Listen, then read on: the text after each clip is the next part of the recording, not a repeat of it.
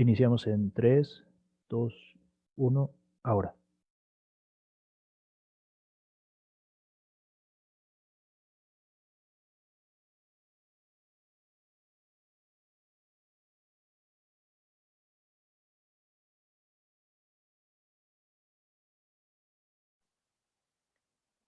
Hola, buenas tardes. Sean bienvenidas y bienvenidos al primer panel del coloquio Defensa de los maíces y la milpa para la soberanía alimentaria, convocado por la campaña nacional Sin Maíz No hay País, la Asociación de Consumidores Orgánicos, la Asociación Nacional de Empresas Comercializadoras de Productores del Campo, ANEC, la Fundación Semillas de Vida, el Grupo de Estudios Ambientales GEA, el Centro de Derechos Humanos Fray Francisco de Vitoria, la Asociación Ambientalista Guerreros Verdes y Vía Orgánica.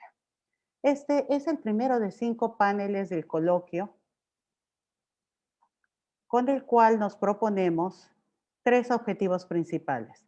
Centrar la atención hacia la protección del maíz nativo y los apoyos a la agricultura de milpa, así como proponer acciones efectivas desde la sociedad y el gobierno a través de reflexiones entre personas de distintos sectores, actualizarnos en temas políticos, legislativos, comunitarios, de derechos humanos y biotecnológicos destinados a proteger el maíz y la milpa y acordar compromisos para implementar políticas orientadas a la protección del maíz nativo y la agricultura de milpa y a lograr soberanía alimentaria, así como identificar desafíos y articular soluciones viables desde el trabajo colectivo. En el panel de hoy, titulado Afectaciones de los transgénicos, participan Catherine Mariel, de GEA, Jorge Fernández, de Indignación Asociación Civil, y Lady Pech, de MAOGM, a quienes agradecemos su participación. Y la moderadora soy yo, Mercedes López Martínez, representante de la colectividad demandante contra el maíz genéticamente modificado. La dinámica del panel será así. Cada una de las 3 personas ponentes hablará durante 15 minutos y mientras tanto, ustedes pueden escribir sus preguntas y comentarios en el chat. Después daremos un tiempo de 30 minutos para las respuestas y a las 6:30 terminará la transmisión en vivo. El coloquio continuará en Zoom con las personas invitadas 30 minutos más. Bueno, pues a continuación y muchas gracias a las y el ponente y a ustedes por acompañarnos en esta transmisión, presento a Catherine Mariel. Ella es originaria de Francia, con formación en filosofía, idiomas y ciencias políticas. Vive en México desde 1975, donde se naturalizó mexicana y se formó en ingeniería en agroecología durante los años 70 con la asesoría del maestro Efraín Hernández Chokolowski. Es socia fundadora y coordinadora del Grupo de Estudios Ambientales y Sociales GEA. Entre otros proyectos, participó en la experiencia pionera de silvicultura comunitaria en la Sierra Norte de Puebla entre 1978 y 1982 y en el programa Pasos de Intercambio de Experiencias e Información Útil para la Acción durante los años 90. Es coordinadora del programa Sistemas Alimentarios Sustentables y Organización Comunitaria del Territorio, con larga trayectoria en comunidades indígenas y campesinas de Guerrero, junto con el programa Manejo Campesino de Recursos Naturales y GEA Video, desde los años 90.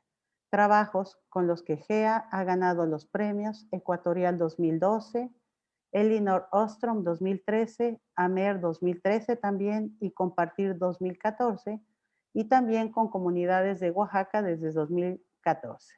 A escala nacional, participa en la campaña nacional Sin Maíz No hay País, la demanda colectiva contra el maíz transgénico en México, la Alianza por Nuestra Tortilla, la Alianza por la Salud Alimentaria, la Coordinadora Nacional Agua para Todos y Todas, Agua para la Vida, entre otras redes.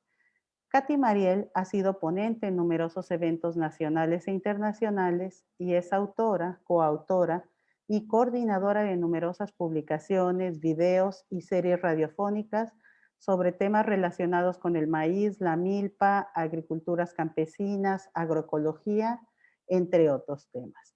Katy, muchísimas gracias por sumarte a este webinar, por participar aquí. Tienes 15 minutos para tu exposición y muchísimas gracias. Adelante, tienes la palabra. Gracias, Mercedes, y muchas gracias a toda la comisión organizadora de este coloquio, muy importante.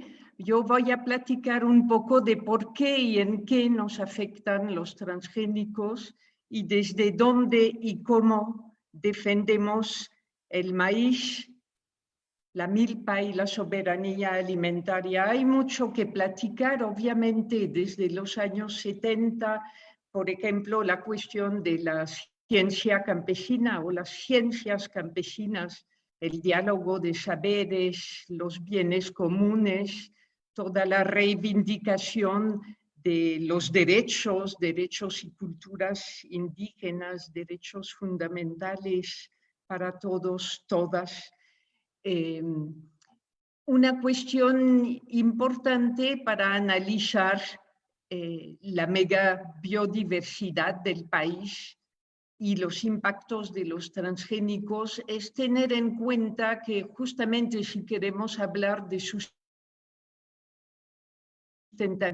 hay una matriz multidimensional que nos puede ayudar a ver todos esos impactos, desde lo ecológico, lo tecnológico, lo económico, social, político.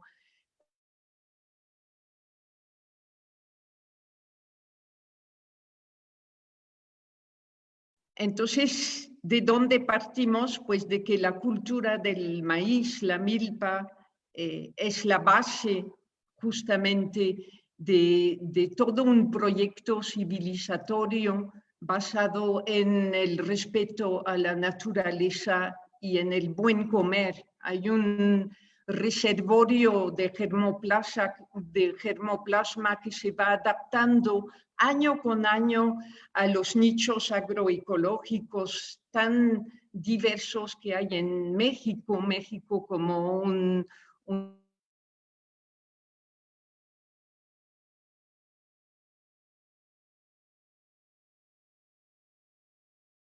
sistema alimentario mundial. También semillas que se van adaptando año con año a los cambios climatológicos, lo cual es algo muy importante.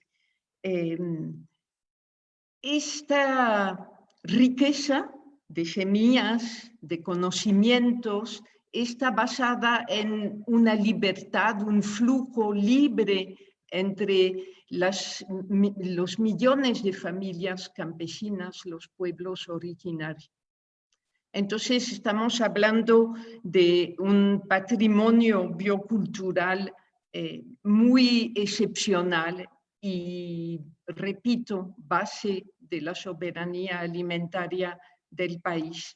México como una gran unidad territorial que no puede fragmentarse. Hay maíces nativos de sur a norte con mayor o menor intensidad, pero está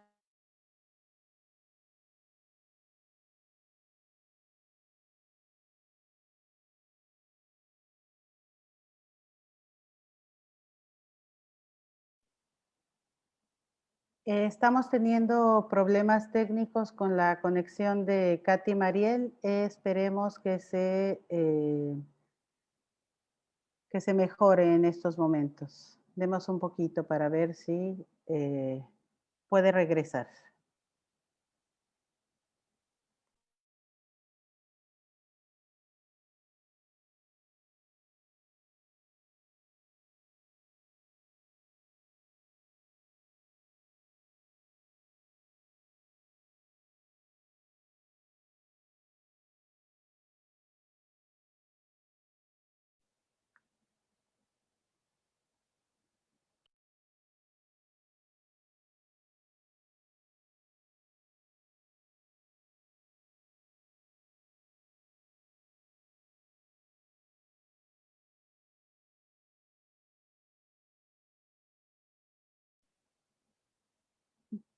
Vamos a ver si nos apoyan a marcarle a Katy María, le está reingresando. Esperemos que no haya problemas.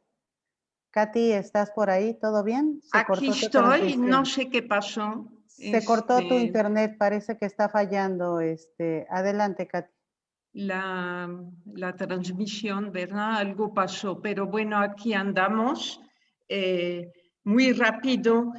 Algo que quisiera remarcar es que justamente esos tratados de libre comercio, en particular el TELECAN, donde hemos estado importando cada vez más maíz transgénico desde el 96, es por donde ha llegado la contaminación transgénica de los maíces mexicanos, aparte de que se ha dedicado muchos recursos, millones de dólares para pagar esos elementos. Hay un tema que poco se habla cuando hablamos de la soberanía alimentaria, que yo creo que es un tema a dejar para la reflexión, el uso de los territorios, del agua, de los granos que se importan, entre ellos la soya, el maíz, para alimentar ganado y exportar carne a países, sobre todo Estados Unidos, Canadá, Corea del Sur, Japón, China, etc. Ahí estamos hablando de una especie de trampa, porque la soberanía alimentaria debe empezar por asegurar toda la comida y de calidad para los pueblos de México, ¿sí? Entonces, es un tema importantísimo en cuestión de los impactos.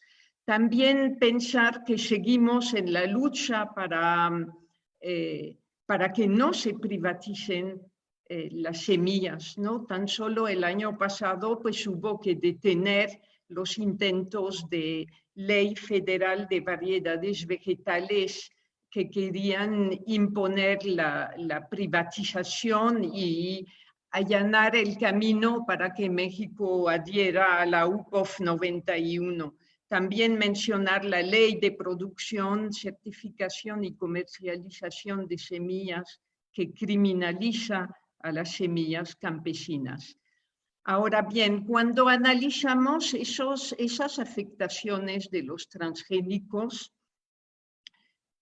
vale la pena preguntarnos cuánto cuesta prevenir y también la pregunta que es una misión imposible, ¿cuánto costaría reparar los daños al ambiente, a la salud, a las culturas, a la vida, ¿no? Otro tema muy importante es que a pesar de ser reciente, la tecnología transgénica es ya obsoleta. Estamos hablando de un mercado mundial de semillas y agroquímicos que está en manos hoy en día de 3 gigantes oligopolios con prácticas monopólicas, ¿no? Monsanto, Bayer, DuPont, Pioneer, Syngenta, Chem, China, y que el valor de mercado de las semillas en México en 2015 era 1.850 millones de dólares al año. Hay un control sobre la cadena agroalimentaria y estamos hablando de una lucha contra la libertad, la autonomía, la soberanía alimentaria. Otro tema muy importante a considerar es que esos transgénicos son como punta de lanza, pero parte de ese modelo agroalimentario global responsable de la mitad de los gases de efecto invernadero a nivel global, ¿no? Son parte de esa crisis climática, socioambiental, alimentaria, nutricional, incluso hoy en día sanitaria, pandémica, parte de esa crisis civilizatoria que nos aqueja. Las afectaciones al ambiente son muchas, ya se han documentado, hay muchos estudios, tanto por las semillas BT como las de tolerancia al glifosato o las que combinan ambas características, ¿no? Entonces, el riesgo de contaminación transgénica puede ser irreversible sencillamente para las variedades nativas de maíz. Y si bien es ilegal hoy por hoy sembrar maíz transgénico, seguimos importando y se distribuyen granos, incluso semillas ilegales. Los daños a la salud son también muy grandes, ya muy documentados. Aquí tenemos muchos ejemplos de estudios científicos que lo demuestran. La misma OMS ha declarado el glifosato como probable cancerígeno. Hay más de 1000 artículos científicos que documentan esos daños. Estudios muy importantes aquí en México que documentan la presencia de transgenes y glifosato en alimentos con maíz que se consumen. El maíz transgénico es un caso paradigmático de violación de muchos de nuestros derechos individuales y colectivos, ¿no? Ha habido un uso discrecional al respecto. Es un gran desafío entender las leyes, qué de ellas nos protege, qué nos hace daño, ¿no? Qué tanto, por ejemplo, la ley de bioseguridad de OGMs, pues sí nombra el principio de precaución, pero no lo legisla para nada. Tampoco legisla un régimen de protección especial para el maíz. Simula una protección porque además fragmenta todo el país en zonas, en áreas donde podrían estar preservadas, cosa que también de algún modo se retoma en la Ley Federal de Fomento y Protección del Maíz Nativo en 2020, que tiene sus aspectos favorables, pero que también delimita zonas. Entonces, el gran reto de investigar, de tener datos confiables, generar información y compartirla.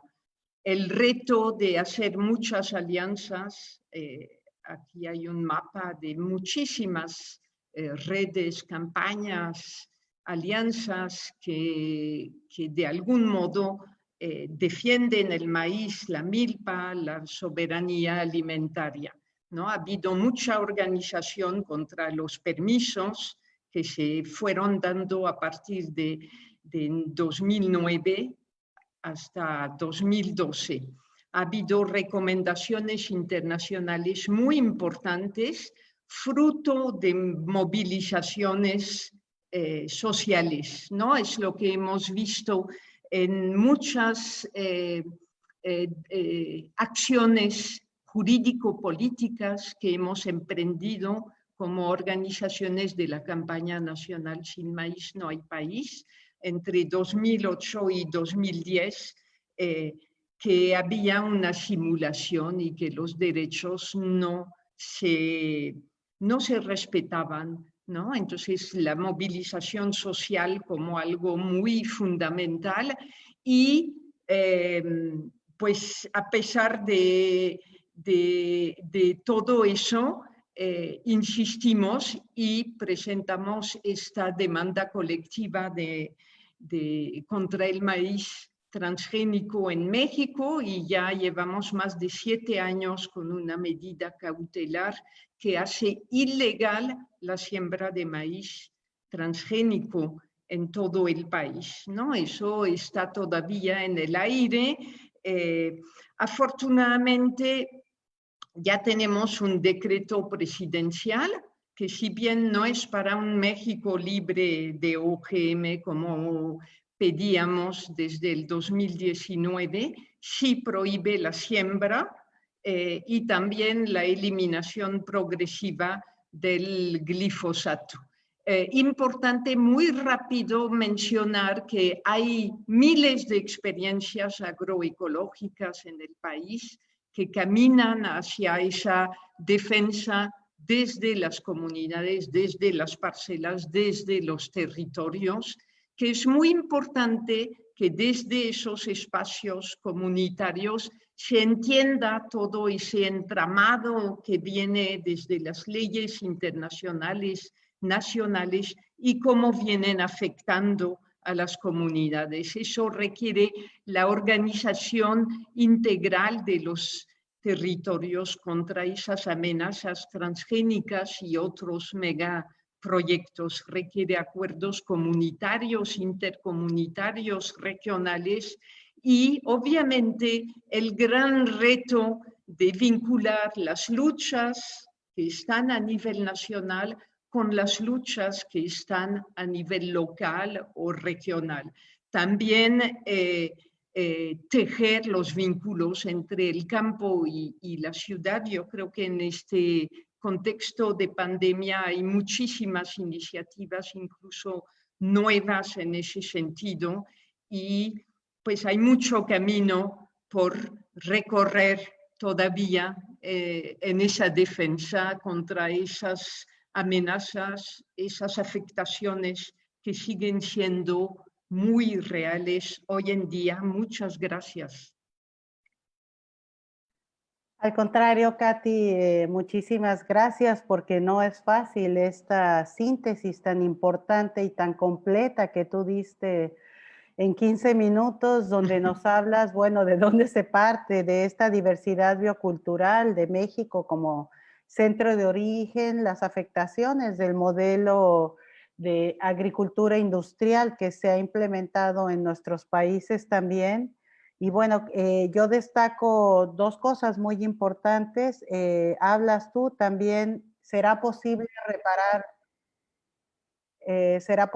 reparar los daños? Bueno, esperemos que sí, y sabemos que hay todo un proyecto de agricultura regenerativa, agricultura orgánica, que nos puede ayudar a reparar los daños. También hablas tú de estos riesgos irreversibles según una base científica nacional e internacional, y este es un llamado a la audiencia, a la gente también de México, pues para que podamos defender y estar muy pendientes, avanzando y bueno, cuidando esta biodiversidad y esta riqueza, ¿no? En este caso de los maíces y la milpa, que es una donación de México al mundo, ¿no? Entonces, bueno, muchas gracias, Katy. Estamos teniendo algunos problemas técnicos que se resuelven. Queríamos hacer este coloquio que venimos planeando de manera presencial, pero la pandemia continúa. Entonces, bueno, aquí estamos. Muchísimas gracias, Katy.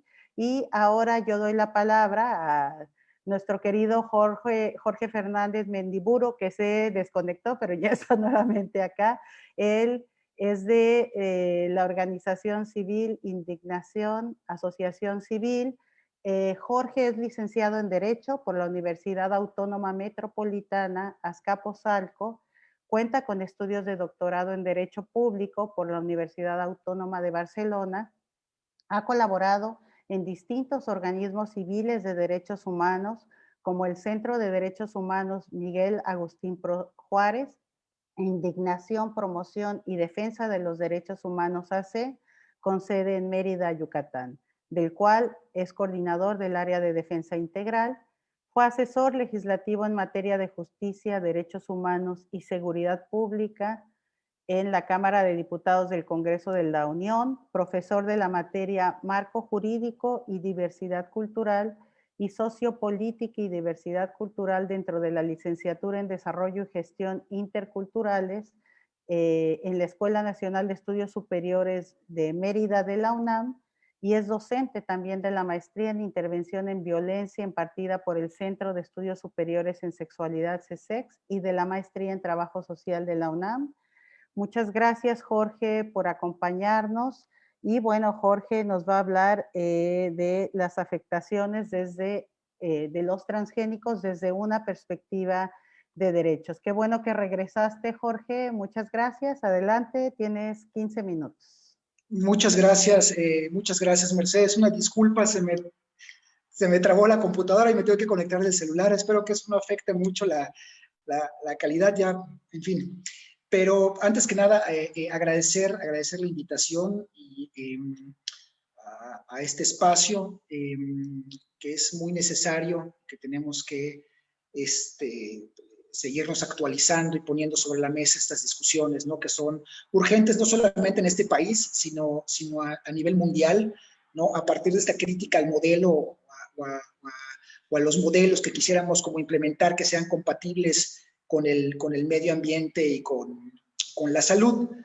Me parece que la pandemia, y esto es importante decirlo, las pandemias, y en este caso no la excepción, también son alertas, ¿no? de que estamos afectando y dañando el medio ambiente, y que esto tiene un costo no solamente para el medio ambiente, sino directamente para todas y todos los que habitamos en este planeta. Entonces es muy importante no dejar pasar esta oportunidad para decir que lo que dañamos ambientalmente pues impacta, como lo estamos viendo con esta pandemia, que sin lugar a dudas es el resultado de lo que le hemos hecho al planeta en todo este tiempo, ¿no?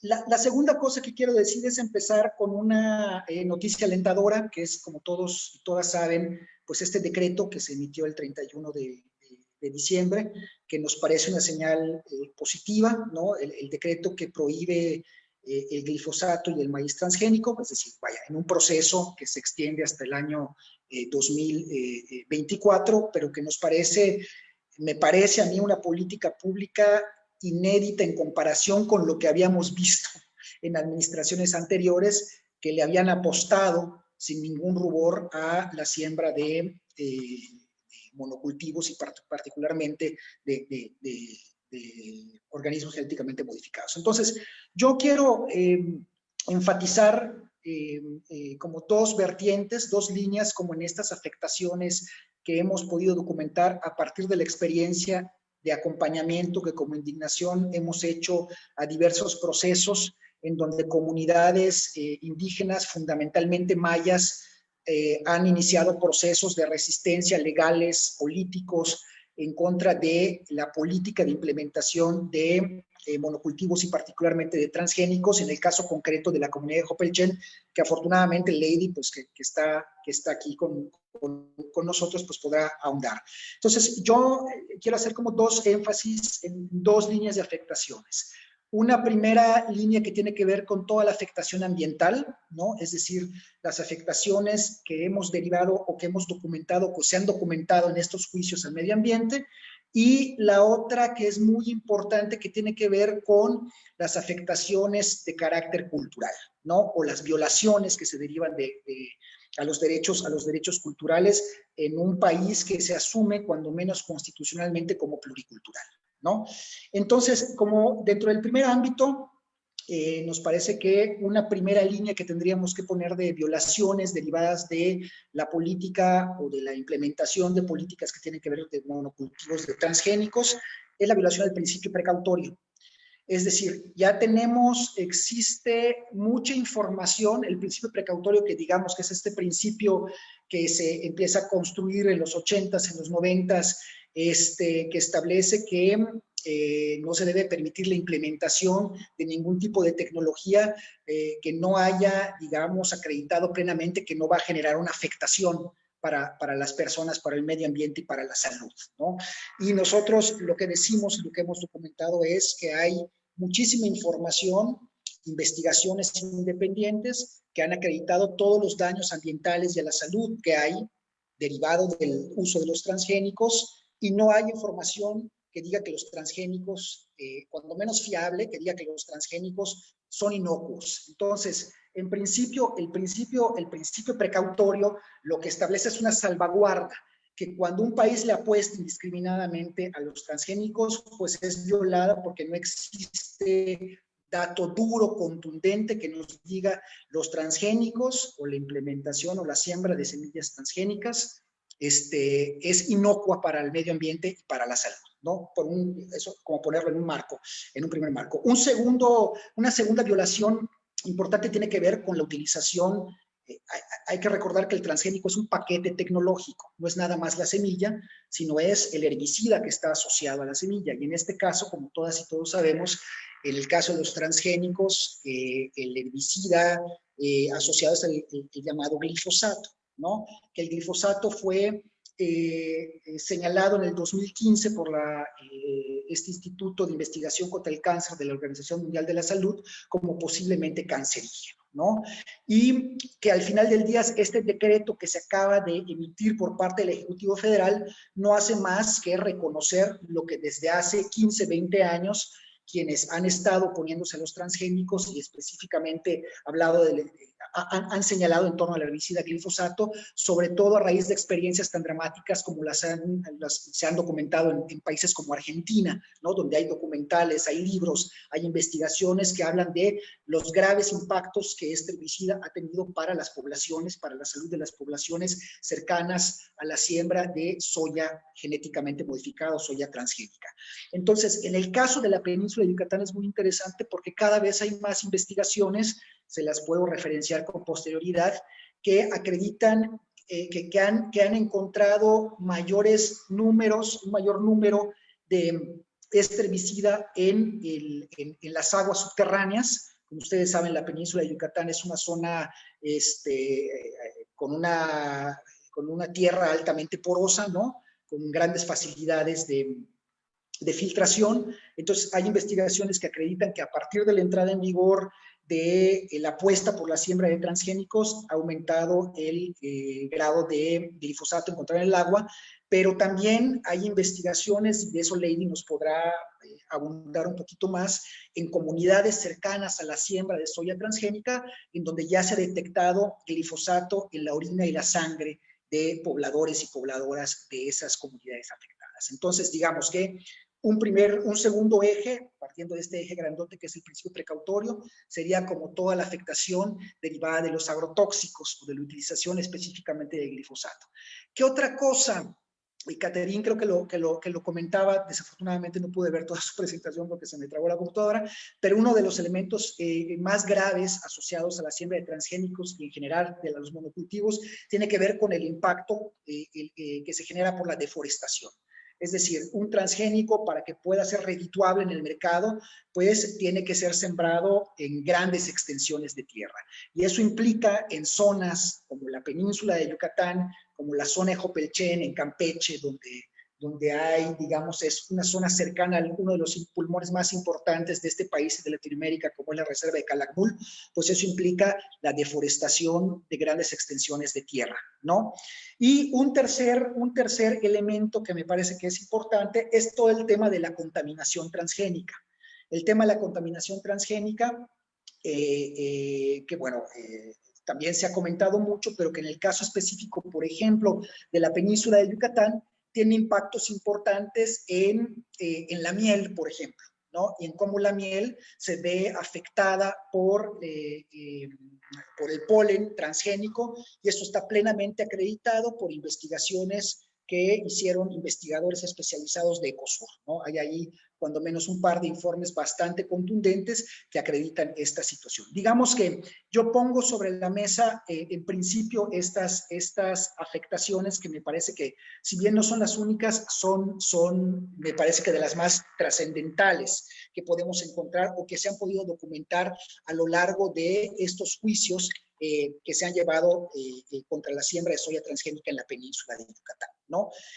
Un segundo elemento tiene que ver con las afectaciones culturales. 5 minutos, voy rápidamente.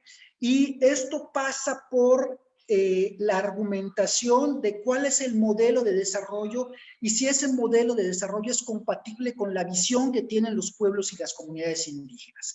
Es decir, me parece que la Constitución, tanto la Constitución como los tratados internacionales, reconocen el derecho a la libre determinación de los pueblos. ¿Eso qué implica?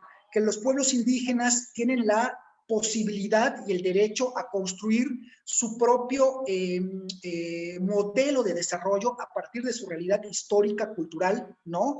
Y en ese sentido, cuando los estados apuestan por la siembra de transgénicos en contextos de plurinacionalidad o pluriculturalidad, como es el caso mexicano, hay una afectación directa a estos derechos a la libre determinación, porque justamente hay un impacto al territorio, hay un impacto a la forma que se tiene de entender la relación con la naturaleza, hay un impacto a los recursos naturales de las comunidades. Entonces, digamos que ese es un gran rubro sobre el que valdría la pena quizá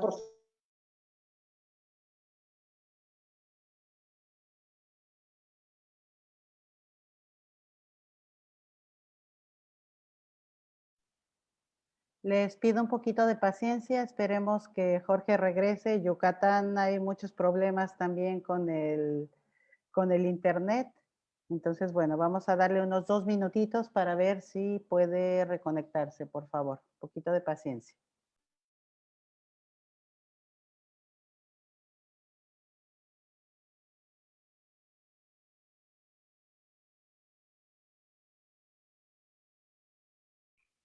Perdón, me sacó el Zoom. Adelante, Rápidamente adelante.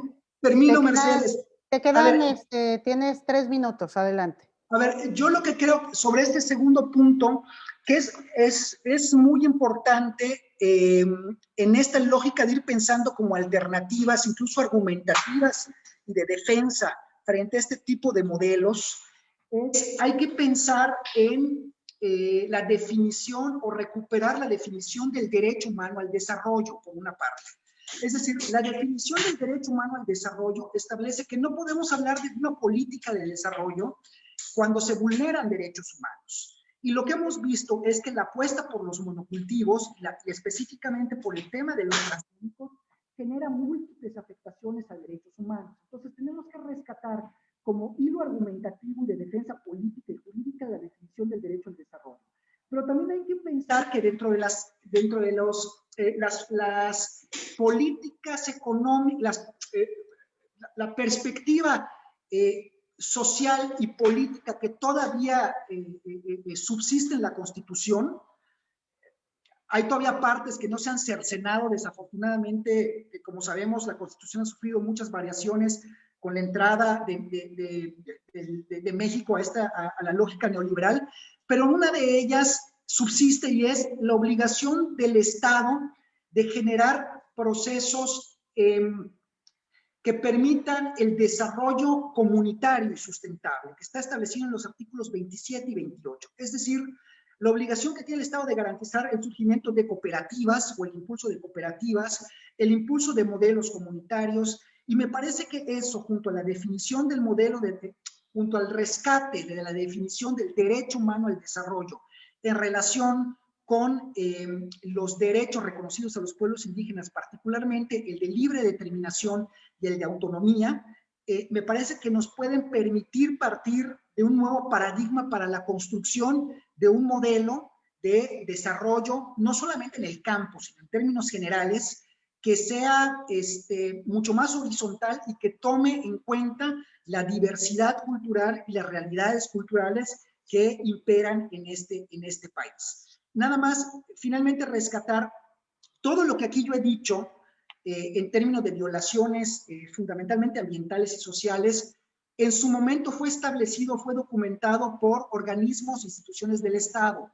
Tanto CONAVIO como CONAM, como el INE o INEC, establecieron en su momento, tanto en el caso de los permisos solicitados para la siembra de soya transgénica, como los permisos solicitados para la siembra de maíz transgénico, toda una serie de objeciones de por qué era inviable que se otorgaran estos permisos.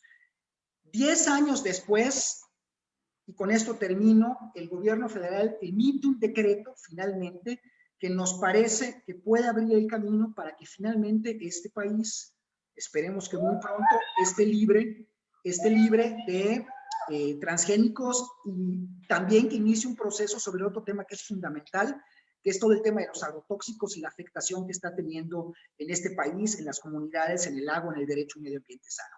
Yo lo dejaría ahí, Mercedes, para dar paso a Lady, y pues quedo abierto a los comentarios posteriores. Muchas gracias. Al contrario, muchas gracias, Jorge. También como Katy, una capacidad de síntesis muy importante en este espacio tan pequeño. Muchas gracias. Creo que tú das un contexto general también desde que nos hablas que la pandemia pues es un daño que se ha generado al medio ambiente y está respondiendo la naturaleza y nos llama a hacer un cambio profundo, toda una serie de reflexiones. Esta parte también que nos hablas de las violaciones a los principios precautorios, que son fundamentales defenderlos, y que, bueno, en ese sentido se ha avanzado, sobre todo por las comunidades que están luchando en la defensa de esos principios precautorios, como ya Katy comentaba con la demanda colectiva contra el maíz genéticamente modificado. El tema también que tú y Katy nos ponen aquí de manera muy fuerte, ¿no? Es irreversible, son irreversibles estos daños que se están cometiendo, esta contaminación transgénica, donde la sangre y la orina también de varias comunidades en el sureste de México, pero en otros estados, han demostrado que tienen glifosato y que es un cancerígeno, un probable cancerígeno según la Organización Mundial de la Salud. Y esta parte del nuevo paradigma que tenemos que construir y que tenemos que empujar de los derechos humanos al desarrollo sin transgénicos, sin organismos, sin glifosato, sin todos los daños que se están ocasionando al medio ambiente. Y bueno, es una tendencia internacional también. En el mundo ya la FAO dijo que hay que trascender hacia la agroecología también, pero también tenemos que regenerar las comunidades, el medio ambiente, la salud, la economía campesina, volver a trabajar por el orgullo de quienes nos alimentan y que viven en la pobreza. Y bueno, este modelo internacional y nacional, ¿no? De ir contra este modelo de revolución verde que ha dañado al mundo. Entonces, bueno, les recuerdo, muchas gracias Jorge, y les recuerdo también que pueden escribir sus preguntas en el chat, de donde después de la participación de Lady se estará dando respuesta a esas preguntas. Y bueno, yo tengo el gusto ahora de presentar a Lady Pech Martín de MAUGM. Lady es una mujer maya nacida en la comunidad de Ixec, Jopelchen, Campeche. Cuenta con una trayectoria de más de 20 años de trabajo comunitario en la región de los Chenes. Es cofundadora del grupo de Culel, espero leerlo bien, Lady, si no me enseñarás tu maya en algún momento. Culel Cap, mujeres que trabajan en el rescate y conservación de la abeja melipona desde hace 27 años.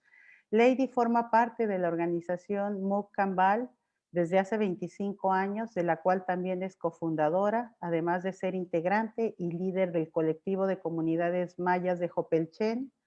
Es defensora del medio ambiente y ganadora del Premio Mundial Iniciativa Ecuatorial 2014 desde las organizaciones a las que pertenece. Ha participado en conferencias en diversas naciones de América Latina, Estados Unidos y en Alemania, Ginebra. Ha participado en la Corte Interamericana de Washington para exponer el caso de Jopelchen, a fin de exigirles a los gobiernos y líderes mundiales que replanteen un modelo de desarrollo más sano y justo, como ya mencionaban Katy y Jorge, que permita el cuidado y la conservación del medio ambiente, así como exigir que se respeten los derechos del pueblo maya. Actualmente, Lady es lideresa en el proceso contra la siembra ilegal de soya transgénica y la defensa de su territorio ante la entrada de megaproyectos de extractivismo, agroindustria, entre otros. Y bueno, Lady no nos dijo esto, pero lo conocemos, es muy modesta. Recientemente recibió el premio Goldman, considerado como un Nobel ambiental, del cual declaró que es un reconocimiento no solo a ella, sino a una justa lucha de las comunidades mayas que saben qué vida quieren, que luchan por ese tipo de vida y que no es el modelo que promueve el Tren Maya. Gracias, Lady. Tienes 15 minutos para contarnos sobre las afectaciones de los transgénicos en tu comunidad y te agradecemos que pese a todos los problemas de conexión estés aquí. Tienes la palabra, Lady. Muchas gracias y muy buenas tardes. Pues agradezco la invitación y yo voy a platicar un poquito sobre el tema de la afectación de los transgénicos en nuestras comunidades mayas. He escuchado un poco a Katy, a Jorge, en relación a todo lo que nos trae o que los afecta este tema de los transgénicos. Pues, como has comentado, Mercedes, pues la entrada de los transgénicos en la península de Yucatán, especialmente en el estado de Campeche, en mi municipio que es Jopelchen, pues lo que está ocasionando actualmente hoy en día es justamente este tema de la deforestación, porque ancestralmente en nuestras comunidades mayas nosotros siempre hemos tenido un modelo de producción de nuestros alimentos que lo conoce como la milpa, un espacio donde se produce todo la diversificación de nuestros alimentos, y que sin embargo tenían un modelo, un sistema de trabajar por espacios pequeños y estarnos moviendo y permitir que nuevamente en el traspaso de los años se vuelva a regenerar el monte. En este caso, para la siembra de soya transgénica, que es lo que está sucediendo en mi municipio, pues se requiere de grandes extensiones de deforestación de selvas, ¿no? Y estas fotos que hoy estamos viendo es justamente los más recientes que hoy estamos, la deforestación que tenemos hoy en Jopelchen. Jopelchen es el municipio más deforestado a nivel nacional. Pues aquí pues dice que el municipio ha perdido entre 186,000 hectáreas de una cobertura equivalente a un 20% que teníamos en el 2000. Esta tasa de deforestación es 5 veces más alta en el promedio nacional, y esto es como consecuencia de la expansión de la agricultura industrial, porque debo de mencionar que no solamente es la soya, también está el sorgo y últimamente está entrando el arroz. Todo este modelo de agricultura lo que está ocasionando es que se están cambiando la vocación de los suelos. Y vemos de que nosotros tenemos espacios que no son aptos para la agricultura. Tenemos espacios que nos permiten a nosotros, pues, mantener un equilibrio ambiental. Esto se debe a de que cuando tenemos espacios que nos permiten en temporadas de fenómenos como los huracanes, como tormentas, pues nos cuidan porque no nos inundamos. Entonces, estamos viendo que para poder cultivar el sorgo, la soya y el arroz, pues se está deforestando tenemos una deforestación muy acelerada.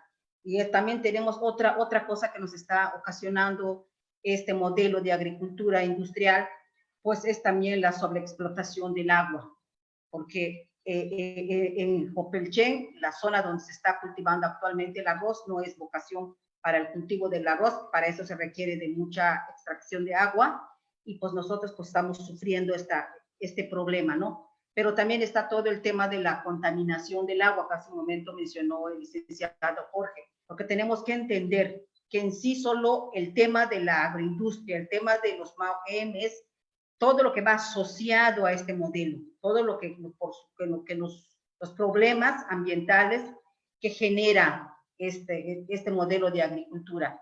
Entonces, para nosotros, pues antes, pues nosotros podríamos decir que trabajábamos de una manera más, interactuábamos de una manera más equilibrada con nuestro medio ambiente, con nuestra naturaleza. Sin embargo, hoy en día, pues ya podemos decir que hay un desequilibrio, justo porque todo este tema de la deforestación está trayendo como consecuencia también problemas a nuestros principales medios de vida, como también es la apicultura.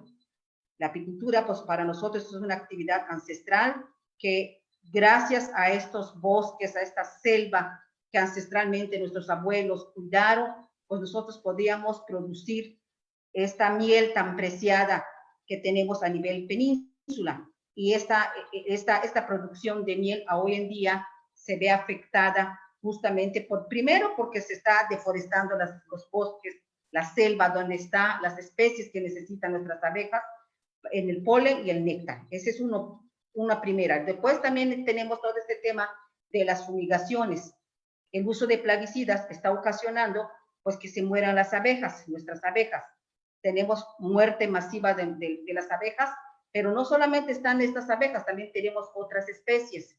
Entonces estamos mirando cómo todo este modelo de agricultura está afectando nuestros territorios, pero está afectando también de una manera importante nuestra costumbre, nuestra identidad cultural, porque para que nosotros podamos permanecer, podamos estar en estos territorios, es importante mantener todo nuestro territorio, porque necesitamos de nuestras plantas medicinales, necesitamos de nuestras abejas, necesitamos de nuestros animales, necesitamos de nuestras semillas criollas. Entonces, sin embargo, estamos mirando cómo hoy en día todo este paisaje se está cambiando, está venido sufriendo cambios, esto dado aquí por todo este tema de la siembra de transgénicos. Vemos hoy en día en nuestros territorios estas maquinarias, cómo están cambiando nuestros suelos, han rellenado aguadas, lagunas, han destruido vestigios arqueológicos y pues estamos mirando pues que esto es uno de los ejemplos que estamos mirando y digo que estas maquinarias lo que están haciendo es que los suelos que no tienen vocaciones agrícolas, pues en temporadas de lluvias se suelen inundar y para que eso los empresarios, para que no pierdan su cosecha, pues utilizan estas maquinarias que están ocasionando otro problema, porque comunidades que ancestralmente no nos inundábamos, hoy en día nos inundamos. Esto se debe a de que por toda esta modificación que le están haciendo a nuestros suelos. Tenemos hoy en día en mi municipio estos pozos de absorción. Esto es muy grave porque el licenciado Jorge mencionó, por ejemplo, que la península de Yucatán, el tipo de suelo que nosotros tenemos, pues es digamos que es donde se filtra muy rápido todos estos residuos de estos productos de agrotóxicos. Entonces, hoy nosotros tenemos estos pozos de absorción que lo que están haciendo, su función es que filtran todos los residuos de los agrotóxicos, van directo a los mantos freáticos y que están contaminando el agua que nosotros estamos consumiendo. También tenemos estos drenes que se están perforando. Esto se hace porque pues, estos monocultivos que se inundan, estas maquinarias lo que están haciendo es que hacer estos drenes para el desagüe y lo que está ocasionando es que estos drenes se están convirtiendo en ríos. Esta última tormenta, tanto de Cristóbal como Amanda, que nos pegó a nosotros en la península, pues nosotros nos dio como un resultado, una radiografía de todo el daño, del impacto que están teniendo digamos, este tipo de cultivo, este modelo de agricultura a gran escala.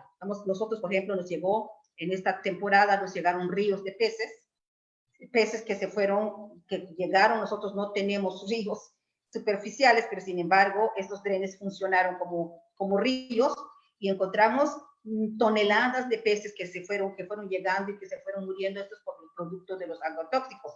Así como van llegando esos peces, se van muriendo y todos estos peces también se van filtrando por los pozos de absorción. Entonces estamos mirando que tenemos un desastre importante, muy, digamos, es hora que lo que estamos viviendo, este campo, justamente este es un campo es un campo menonita, que donde miramos que esto es de la inundación actual que pasó con Cristóbal, y que podemos mirar cómo todo esto era selva, era bosque, no se inundaba.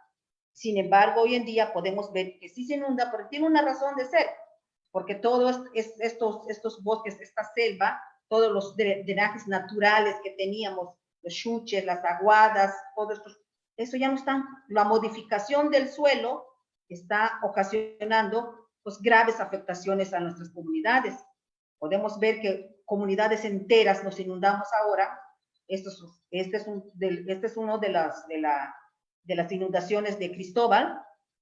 Estamos mirando que pues tardamos entre un mes, 2 meses, 3 meses para que las comunidades empiecen a bajar el nivel del agua que tenemos de las afectaciones. Estamos mirando entonces cómo todo este tema de los transgénicos está cambiando de manera significativa nuestras vidas. Ahora somos más jornaleros de estos campos. Tenemos una fragilidad en la salud también por todo el tiempo la exposición a los plaguicidas, pero también tenemos la pérdida de nuestras semillas nativas. Hoy día encontramos también cultivos de maíz transgénicos en nuestra región, y esto es algo muy grave porque no solamente está sucediendo con la soya, sino que ahora ya estamos sumando el maíz, y que también pues cada día va creciendo más y cada día las afectaciones son enormes, y que se está pagando un costo tanto ambiental como humano, cultural, económico, muy importante por este modelo de agricultura que realmente nos dicen es para la producción de alimentos y que nos va a sacar de la pobreza. Lo que hoy miramos y encontramos es que habemos comunidades más pobres por la pérdida de nuestros principales medios de vida. Bueno, pues entonces, a mí como en resumen puedo yo poner pues que todo el tema de los transgénicos, todo el tema de estos monocultivos, todo este modelo de agricultura, todo este modelo de desarrollo que está basado en esta forma de producción, pues lo que estamos encontrando y mirando hoy en día, que solamente está fortaleciendo un modelo capitalista, y que nosotros las comunidades cada día estamos más frágiles, tanto ambiental, económico, social, cultural, porque la pérdida de estos conocimientos, de transmitir estos saberes, cada día está más en riesgo. Y que lo que mencionaba Katy me pareció muy importante, como el costo de la prevención y el costo de la reparación. Creo que hoy en día lo que tenemos, el impacto, el daño, el tamaño de la afectación que tenemos, creo que tendríamos que estarlo pensando muy bien para saber. Creo que no es el valor económico lo que costaría el costo de la reparación, sino que cuántos años pasaría, qué se tendría que hacer para esta reparación ambiental, porque no es reforestar el árbol o la variedad de árboles que se quitaron, sino todo lo que tenía en ese espacio, todo lo que para nosotros nos servía, para todo lo que nos sirve a nosotros para sobrevivir, lo que les sirve estos espacios a las comunidades indígenas. Y que creo que con estas pérdidas de estos espacios, con la pérdida de todo esto, pues las comunidades, pues los mayas, una cultura está llegando a tener una fragilidad, un riesgo enorme de poder perder como toda esta parte de nuestro orgullo, de nuestra dignidad, de nuestros conocimientos.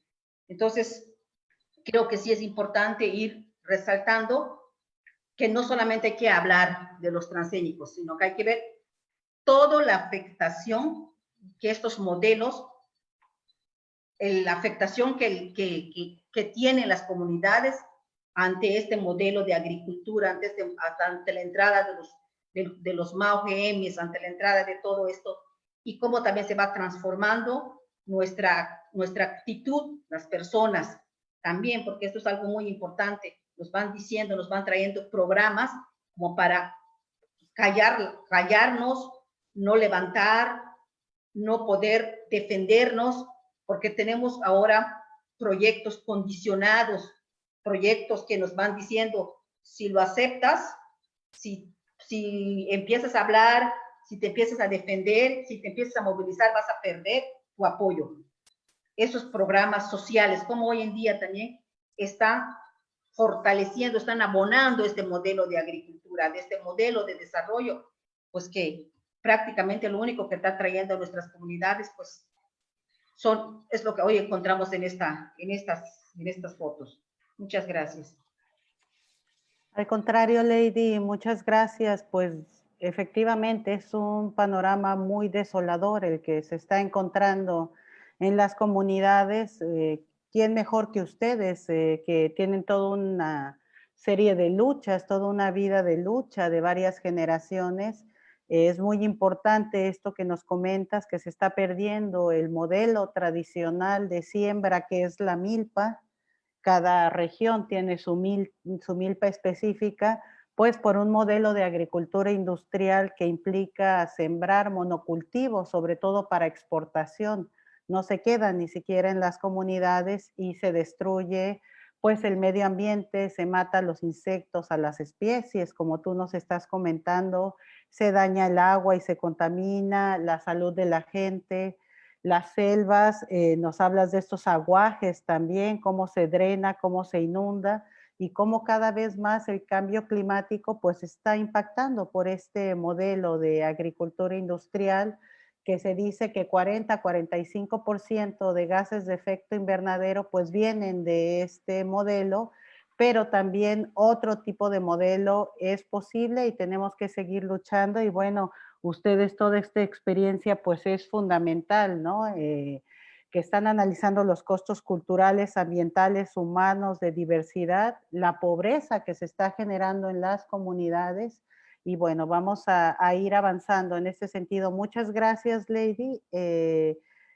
Vamos a leer ahora, vamos a pasar al tema de las preguntas. Aquí vamos a leer algunas de las preguntas que el público ha estado planteando y vamos a dar después 4 minutos a cada ponente. Iniciaría Catherine Mariel, después Jorge Fernández y Lady. Entonces, si gustan ir anotando, yo voy a leer algunas de las preguntas. Ramón Mier González nos pregunta, ¿cuál es la superficie de maíz genéticamente modificado en México en la actualidad?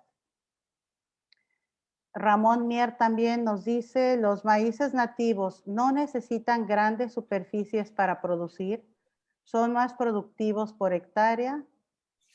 Monse González nos dice, ¿qué tan factible es que se etiqueten los alimentos procesados que contienen organismos genéticamente modificados? Gracias por sus exposiciones.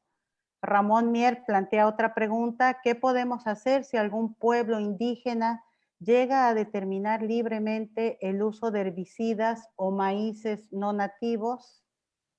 Y bueno, también nos vuelve a preguntar Ramón Mier, está muy activo aquí en las redes sociales, ¿el derecho humano al desarrollo no incluye el uso de tecnología que le permita disminuir el uso de mano de obra en el campo?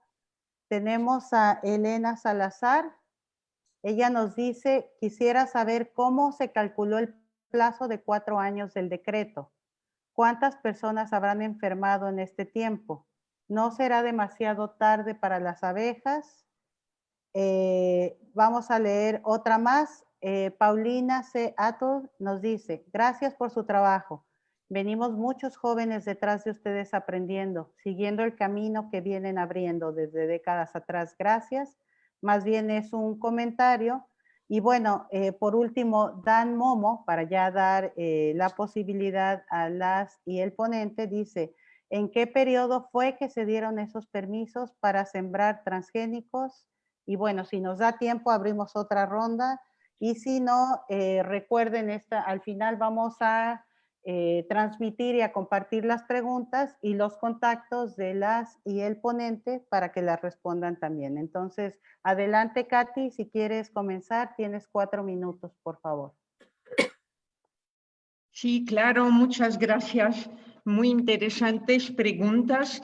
Pues la superficie de maíz transgénico sembrada en México, por supuesto que no la conocemos por la simple razón de que está prohibido. Está judicialmente prohibido desde el 17 de septiembre de 2013, gracias a la demanda colectiva que un conjunto de 53 personas y 20 organizaciones antepusimos en un juzgado federal que afortunadamente tomó esa medida cautelar, es decir, de precaución, mientras durara el juicio.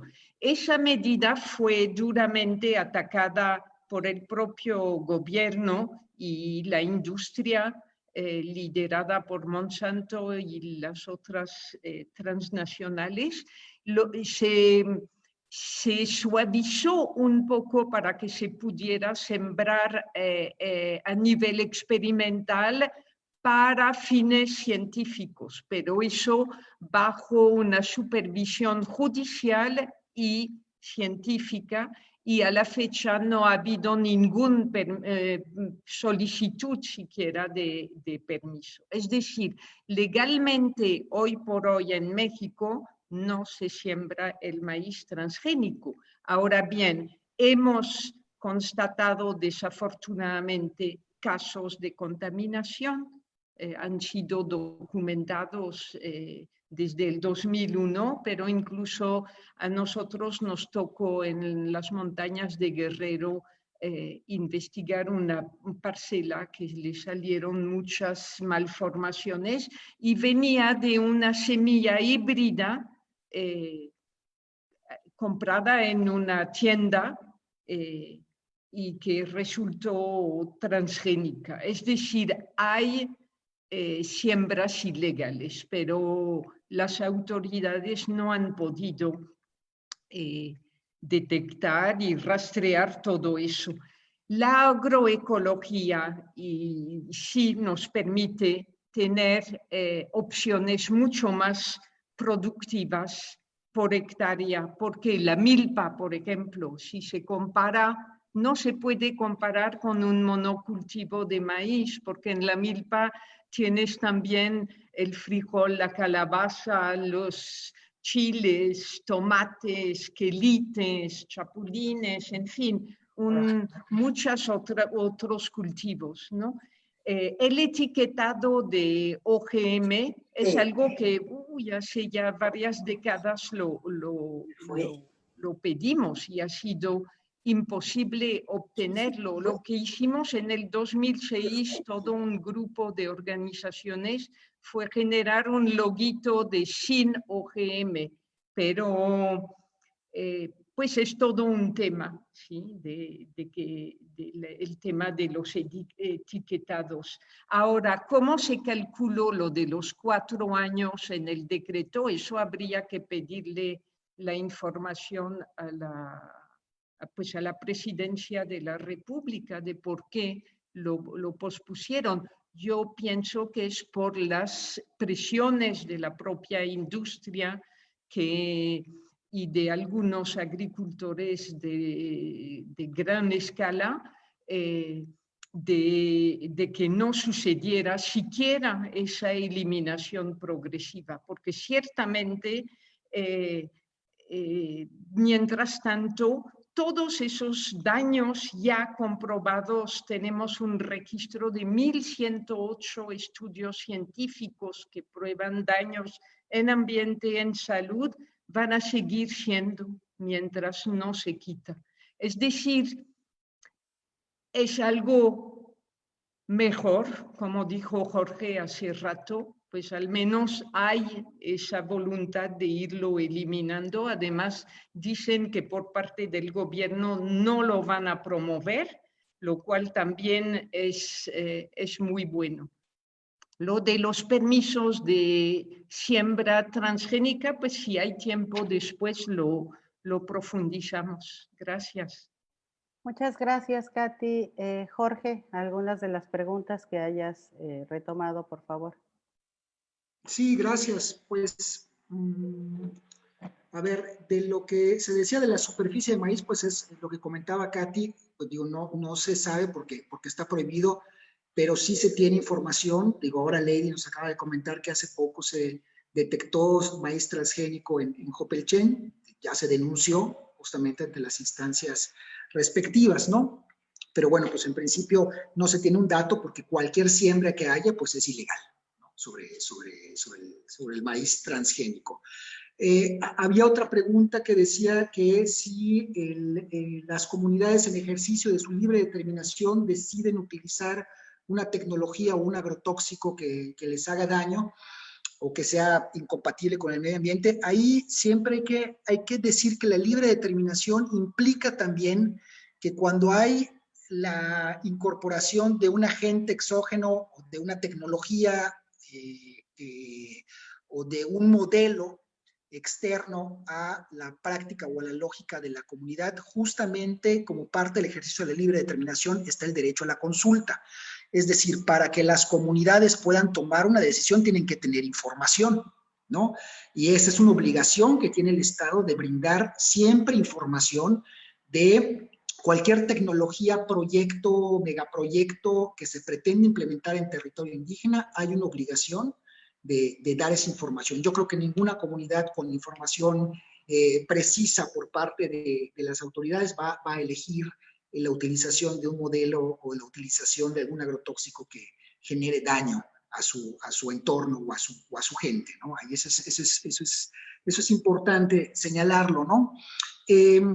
Sobre el tema de que si el derecho al desarrollo, el derecho humano al desarrollo no implica el uso de tecnologías que generen mejores condiciones en el campo, pues por supuesto que sí, pero hay que pensar siempre que los derechos tienen que partir de este principio de integralidad. No podemos utilizar una tecnología que sea beneficiosa para el desarrollo agrícola de una determinada comunidad si esa tecnología tiene un impacto negativo en la salud o el medio ambiente.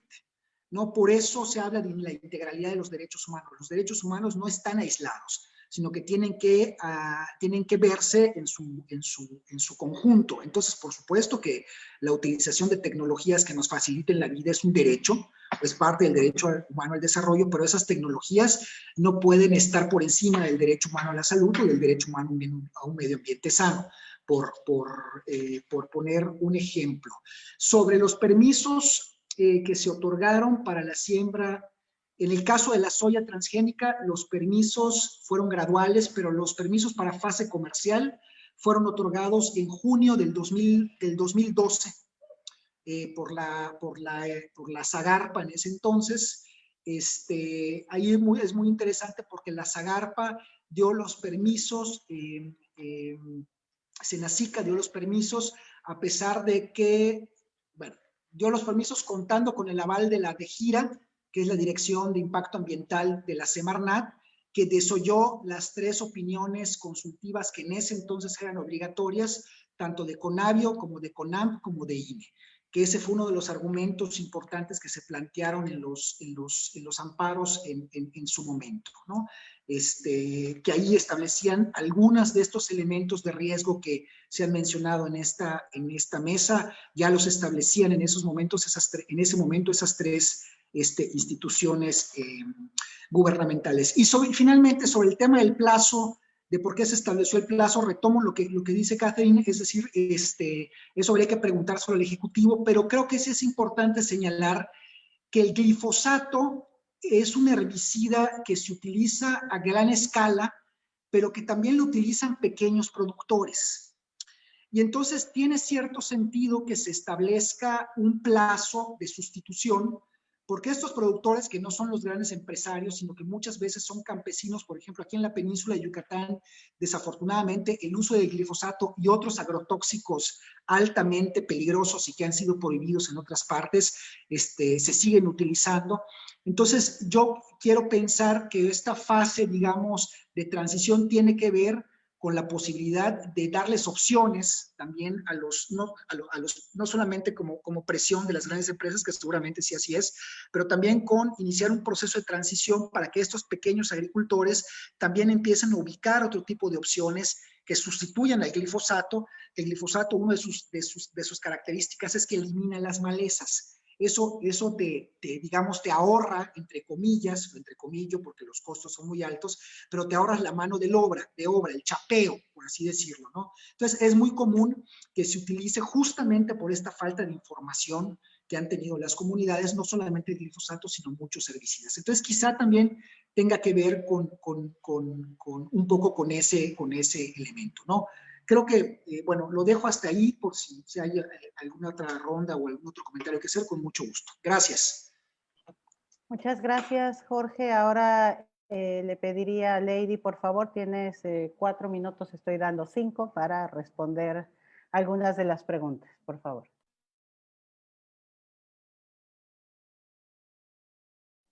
Tu micrófono, Lady, está apagado, por favor.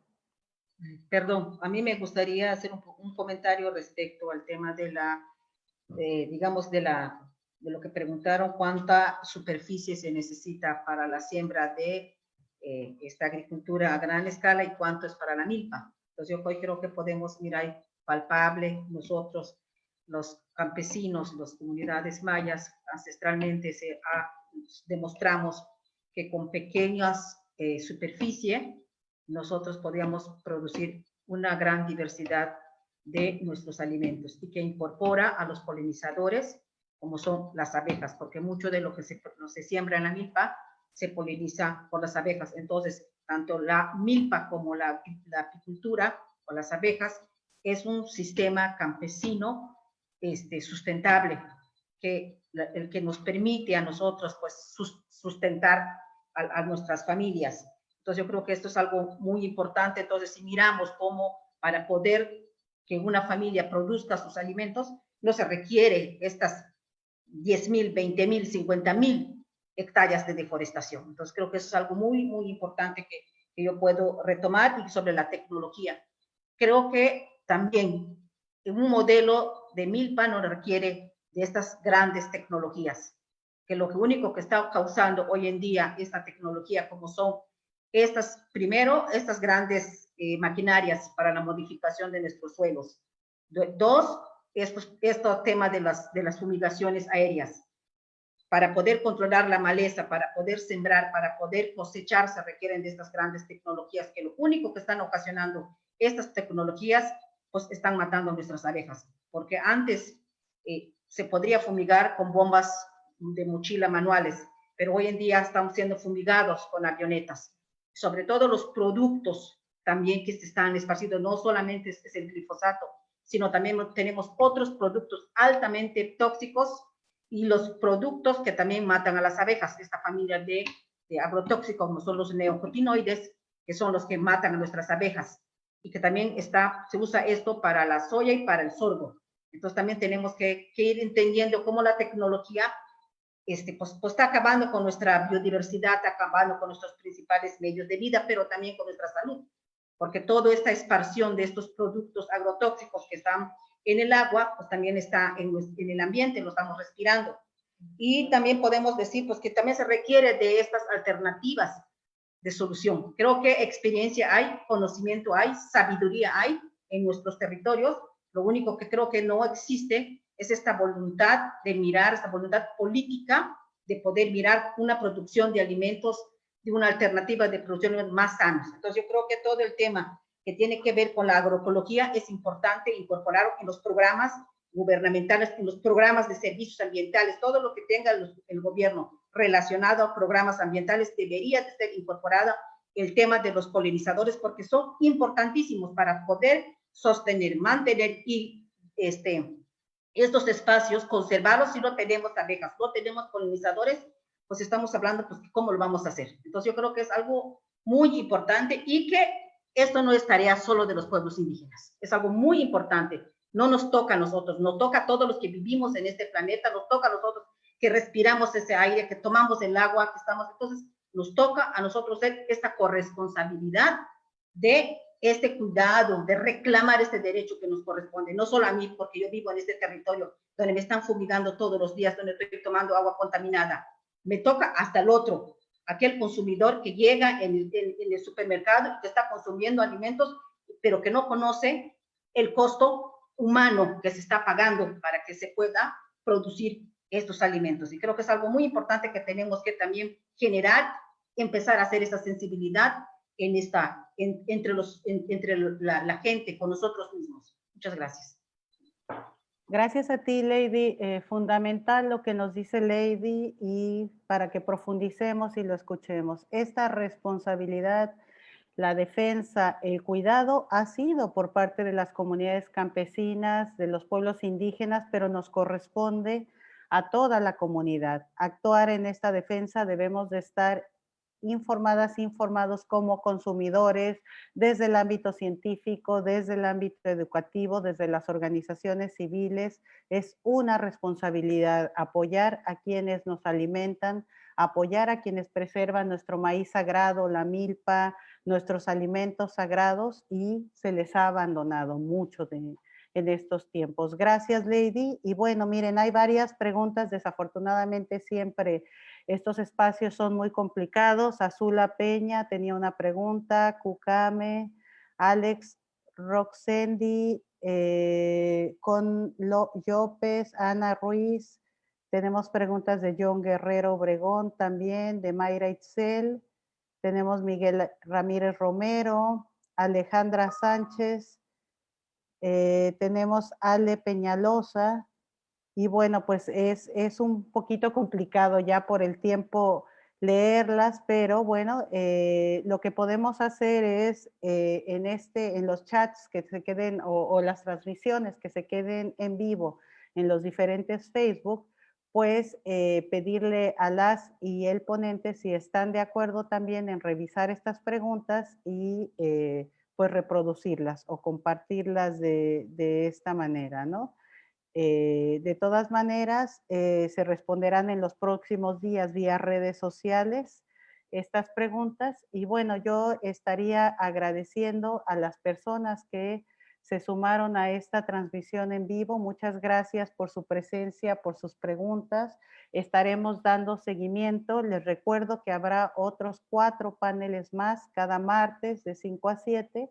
En pantalla están apareciendo estos paneles para que nos acompañen.